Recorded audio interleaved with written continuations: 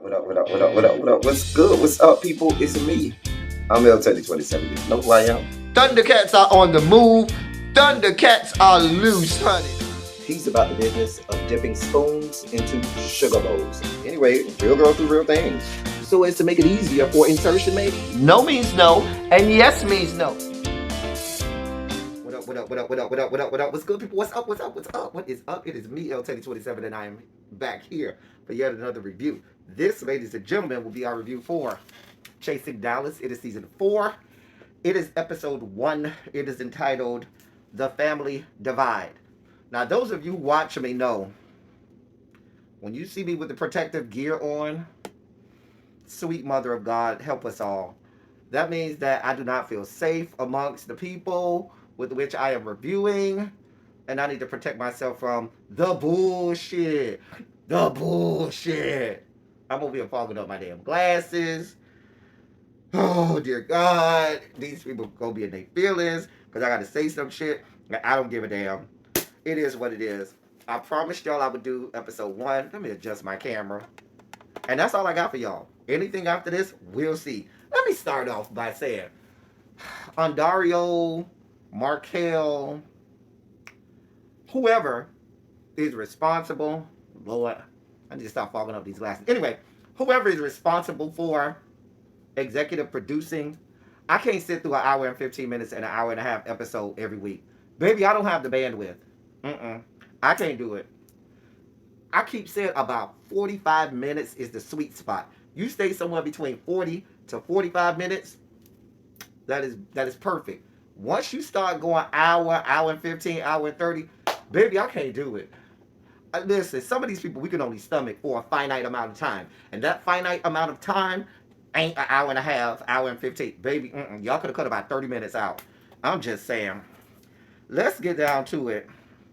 Y'all know I quit mid-season last year because of the fuck shit and fuckery. I couldn't deal with it. Couldn't do it. Shout out to Scotty, my boy, my little bro Scotty, and his commercial. I saw myself on the commercial. Shout out to Scotty. Yes, ma'am. That's my little bro. Love you. So we start off, we meet this guy named Ted Lee. When I first, oh, mama. Baby, this blouse you got on in the confessional, it wasn't, no, I'm not going to start off that way. No, I'm not going to start off that way. Nope, not going to start off that way. So we find out that he's getting a divorce. He's from Houston. He's been in Dallas about 5 years, I think. And he does like real estate. And he's getting a divorce. But later in the episode, he said he was, I think he's dating. He's getting a divorce, but he's dating someone else. I don't know, child, I can't keep up. I was distracted by the eyebrows. Dear God of mercy, God of love. So he meets up with Robert Ray, and Robert Ray comes through at some house I guess he was showing. And I'm not going to shade people in their career. Listen, I'm not going to do that to that man. I'm sure Ted Lee is a very successful real estate broker or HOA manager or whatever it is that he does. I'm just saying, if you got a whole billboard on the side of your car, it kind of reeks of the ambulance chaser type lawyers that really ain't making no money and trying to do everything they can to get people to come. I don't know, because the credible real estate brokers I know that's really doing big money like that, they just don't be having these signs on the side of their cars. Let me keep moving. Moving on. Robert Ray comes through. And Ted Lee apparently helped Robert Ray get a new apartment down in downtown Dallas. Shout out to, you see, I told you, Ted Lee, he's probably very successful. It's just this little magnetic sign on the side of your car that it was irking my nerves. The same way them goddamn eyebrows was irking my nerves. Like, what in the Muppet Show tonight was going on? Like, I feel like, you know how Count Dracula is a Muppet and had those block eyebrows, you know, because they cut out pieces of material and laid them there as eyebrows. So I don't know if that's the look he was going for, but this makeup or Beijing or whatever the hell that was on his eyebrows, baby, you gotta let that go. Mama, that's not it.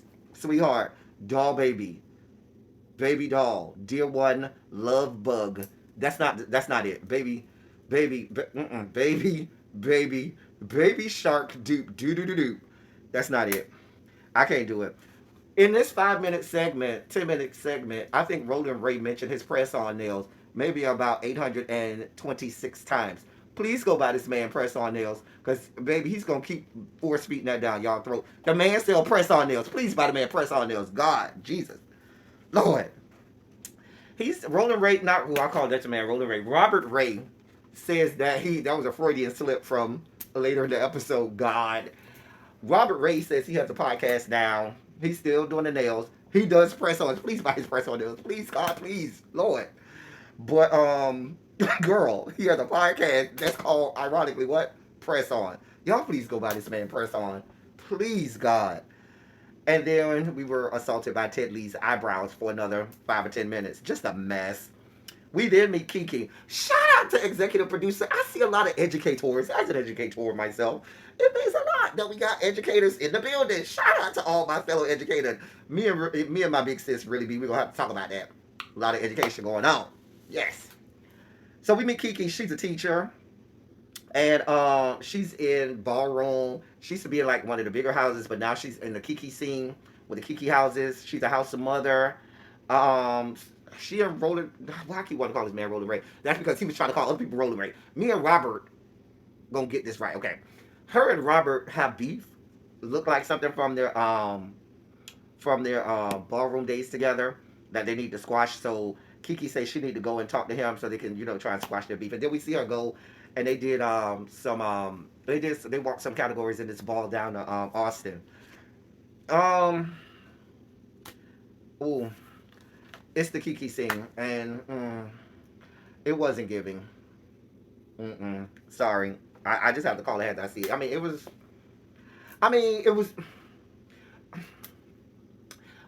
If it was Virgin Vogue, maybe, or people who was just trying to get on, maybe. But girl, moving on. I don't want to talk about these people. I'm not gonna do that. We meet Jet Jeff.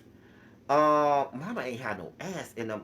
She had on these leather pants, Jet Jeff, and Mama ain't have no ass. I was like, girl, now if you gonna wear leather pants, girl, you should be having. I told you I needed protection from the bullshit. Um, I need a protective gear, my mask from the bullshit. So, like, if you want to wear these leather pants, Mama, you need to have some ass or something. You need, girl. Moving on. He's doing a photo shoot, and he has Trey Howard come because he wants Trey Howard to style him. You need some, honey. So they never met before. So Trey Howard come now, and then Trey Howard's like, "Oh yeah, by the way, I brought somebody with me." Wait a goddamn minute. Hold on. Hold your horses. If I invite you and we definitely ain't never met, it is not your job to bring a plus one. No, and not even tell me.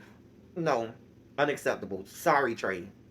You do not get an invitation somewhere and then just take it upon yourself to invite people without telling them before you get there. Like you get there, show, oh, by the way, somebody else coming. And they ain't even come with you? Girl, y'all doing a whole lot. Um, so Trey invited some Sean guy um as his plus one.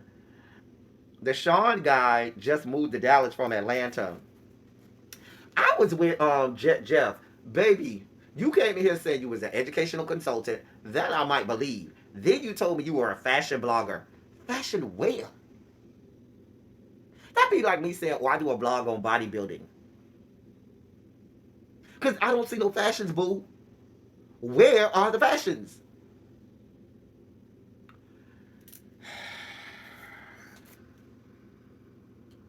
If he can have a fashion blog, baby, next week I'm doing a blog on bodybuilding. Okay, I'm gonna have a bodybuilder blog next week.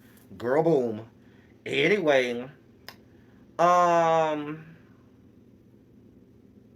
that blazer was wrinkled as hell, and that pink, ooh, it just, ooh. And I guess he thought it was cute throwing the Yves Saint Laurent pin on there. That shit was probably fake. Just a mess. Anyway, um, we then meet Kesey. He was at the studio. He's a rapper. Um, he's from, I don't know if he's from Dallas, but he lived in Dallas before.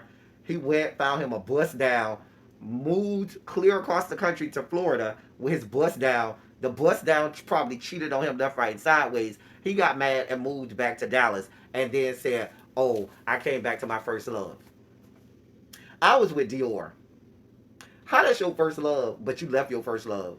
It just, you leaving out whole large chunks of this. Because if things were going right with you and that person, you wouldn't have left.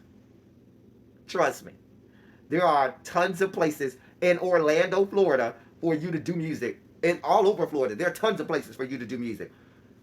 I mean, you telling me that you left Florida to go to Dallas to do music? Mm-mm. Dallas, I mean, I'm not saying there aren't no musical artists in Dallas, but Dallas isn't a place that's, oh my God, I gotta go to Dallas to be a musician. That's not a place known for music. Okay, not that there aren't any music, no artist, there aren't any artists there, but that's just not a place that you should go. Oh, if I want to be an artist, I gotta go to Dallas. So my point is, you could have did what you're doing right now in Dallas in Orlando. That tells me it was something else.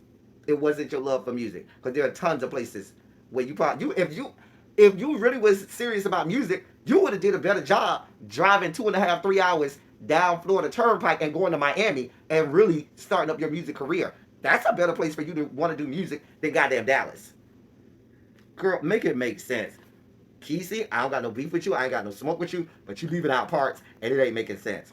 He was cute though. Kesey was cute. No, cute though. I was looking to see when they was gonna have a cute person on the show. He's the first cute person on the show. Shout out to Kesey. The rest, Kesey about the only cute one. Anyway, and so Dior comes, and we how many years? Dior still ain't got no shop nowhere in America. Girl, girl doll. I mean, you can't buy a chair at the beauty salon down the street. I mean, Dior, baby, you should at least have you if you can't buy a whole shop, don't try to be so extravagant. You don't need a whole shop, but you could at least rent out a chair down to somebody's beauty salon and have your clientele coming to see you at the booth. I don't know. Turn your backyard into your beauty salon. I don't know, but you telling me you ain't got a shop nowhere in America. And that's your profession. But now you're telling me you going into music management? Like, I don't look for my local beautician and hairstylist to be my manager of my music career. I'm just saying, just because you can ying around a house, or just because you was in the 8th grade school musical, don't mean that you need to be over here managing people's music career. Like, that takes a real skill set. That takes some experience. That takes, some... Shut up, El Teddy. Just shut up. If the man said he want to be in music management and do all of that, let the man go. Because I really was like, huh? Girl, what? You are a hairstylist for real, and you still don't got a beauty salon or shop yet. So you expect me to believe that my career is going to be in good hands with you as a music manager, as a manager of my music, and you ain't never did that before? Girl, and shut up, El Teddy. Just shut the hell up. Just like Trey Howard. I mean, I just really started singing when Dior said he wanted to be a music manager, whatever he wanted to do. I'm like, girl, in the immortal words of the crazy, the sexy, and the cool, TLC, baby, don't go chasing waterfalls. Please stick to the rivers and the lakes that you used to. I can't. Girl, no. Anyway, so Dior invited his own plus one, some dude named Astro Jaja. Now listen, y'all made a pattern of this bullshit. Now listen, you can't be inviting people to shit on a whim, unannounced. Like, where y'all do that at? No. And then it's not that y'all just invite people. Y'all invite people, and these people don't even come with you. These people come way after the fact. So, it's... girl, I can't. And then Astro came in. Astro, I don't got no beef, no smoke with you, sweetheart. Love bug, doll baby, dear one. And I have my heart goes out to you because you're a fellow educator. However, mama, you do realize you on camera. You do realize, baby, you came up in there like you just rolled out of bed and said, girl, let me just throw something on and just throw that. Like, I'm not saying you got to be dressed to the nines, but you're on a show, a reality show, where people are coming to see you and people are coming to see what you have on. Baby, them dried up dreads, honey, and that outfit that you had on, honey, it wasn't giving. It was not doing what needed to be done. Baby, I was looking like girl, girl. I could. I said, I'm not gonna do this. I'm gonna just move forward. Kiki goes over to Robert Ray's house to talk because they need to squash this beef. They talk about all these situations in the ballroom scene that they had and how they left one house, went to the other house. All the while, I'm looking at Miss Kiki, and I love you down too, Kiki. But girl, I need you to just watch a couple, like a good week of Get Ready with Me with my big sis Abby reviews, and have her help you touch up that makeup, honey. Baby, ooh, baby, I need you to work on this makeup. That's all I need. And I believe you, because Kiki has a pretty face, but she just needs the makeup. And if she gets the right makeup, does her makeup right, just watch about a week or two of my good big sis Abby reviews. Get ready with me. She'll get you together, honey. But girl, what you got going on right now? That's not doing it, honey. That's not doing it. Mm-mm. Mm-mm. Nope. Anyway, so they kept talking about this ballroom stuff, baby. I don't know. I don't know nothing about it. I don't know these people. I don't know. This was part of the stuff y'all could have just not had. When y'all could have cut 30 minutes, this was part of that. Kiki brings up that she recently saw Dior somewhere. Robert Ray says, "Listen, I ain't feeling that bitch like that. I don't do her right now. That bitch ain't come to my toy drive or whatever. And since that bitch ain't come to my toy drive, I don't like her forever." Girl, I don't know. It seemed real petty. He mad about a toy drive. That's all I know. It just seemed real petty. We then meet DeAndre. He also recently moved to Dallas from Atlanta.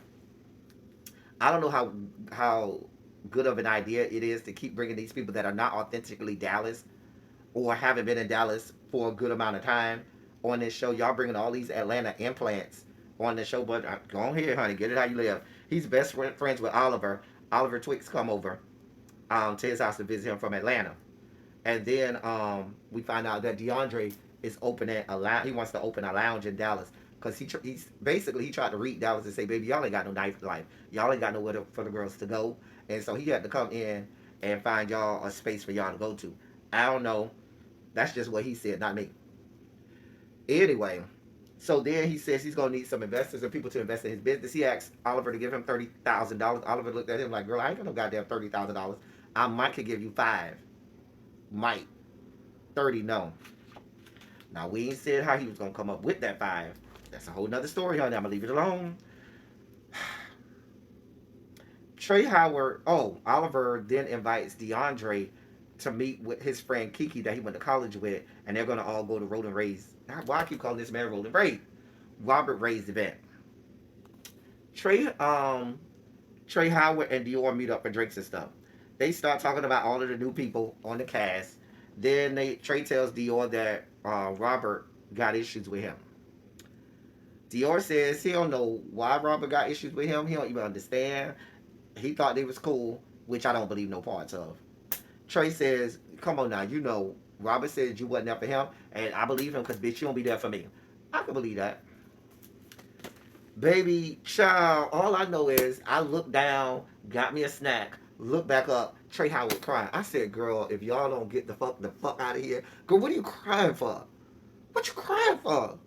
Girl, he over here crying and shit. I couldn't even tell if he was really crying or if he was just faking for the camera because it seemed real staged and real like put on for the camera. Because even Dior said like, "Girl, where's this coming from? I just talked to you. And you ain't have none of this smoke, but now that the camera's on, girl, you falling out and crying and shit." Girl, I was like, "Girl, you gotta do better." Did he say he was having trouble with his boyfriend? He didn't know if he wanted to stay with his boyfriend. Y'all put that in the comments. I thought he said he was having issues with his boyfriend. Because they always hugged up and stuff like they're real happy together or whatever. I don't know. But I thought he said he had issues with the boyfriend. I just couldn't get with all this crying and shit. I was like, and he started letting out all of his problems and stuff. Baby, this is not Yonda, honey. This is Chasing Dallas. Girl, he started talking about his daddy issues and all that. Baby, I don't know. I didn't come here to see you cry, honey. That is not why we came. We did not come here to see you crying. Girl, moving on, because I can't. Robert Ray's event happened. Everybody came, but everybody was complaining. It wasn't not a drop of food and not a drink the first. Baby, they was riding that strip searching mice and rats for drinks and food. Do you hear me? How you have an event? You got your family and everybody there. Baby, you ain't. I ain't saying you got to necessarily have food, but bitch, you better have a drink there for somebody. You better have something for somebody to drink on. Girl. I mean, but it might be smart because if he knew all these girls was coming from the cast, some of these girls don't need to get liquored up. Some of them, once they get liquored up, they prone to start fighting and all that carrying on. So he might have had the right idea. But at least have a bottle of water or something. Shit. Damn, bitch. A bitch throat is parched. Shit. So, but everybody was complaining about that. Shout out to Ashton from Real Hot Boys of Houston and Cameron from Chasing Atlanta. I saw they came through. Shout out to them. Um,